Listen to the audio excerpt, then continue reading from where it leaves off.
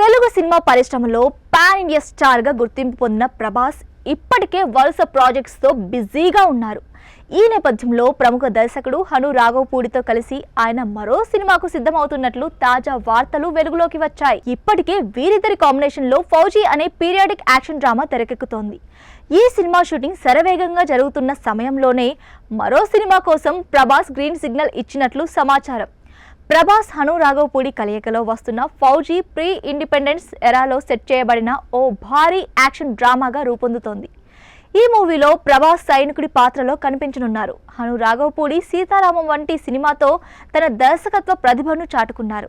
ఈ సినిమా కోసం ఆయన ఏడాదికి పైగా స్క్రిప్టుపై పనిచేస్తున్నట్లు తెలుస్తోంది. ఈ నేపథ్యంలో ఫౌజీ ప్రేక్షకులకు కొత్త అనుభవాన్ని అందించనుందని భావిస్తున్నారు. మైత్రి మూవీ మేకర్స్ ఈ సినిమాను నిర్మిస్తోంది. ఇప్పటికే షూటింగ్ చాలా వరకు కూడా కంప్లీట్ అయిపోయింది. తాజా సమాచారం ప్రకారం ఫౌజీ పూర్తయిన తర్వాత ప్రభాస్ హను మరోసారి చేతులు కలపనున్నారు. ఈ కొత్త ప్రాజెక్ట్ ఒక స్వచ్ఛమైన ప్రేమ కథగా ఉండనుందని, ఇది ప్రభాస్ ఇటీవలి భారీ యాక్షన్ సినిమాలకు భిన్నంగా ఉంటుందని తెలుస్తోంది. ఈ సినిమాలో హై యాక్షన్ సన్నివేశాలు లేకుండా సరళమైన వేగవంతమైన కథనంతో రూపొందనుందని సమాచారం.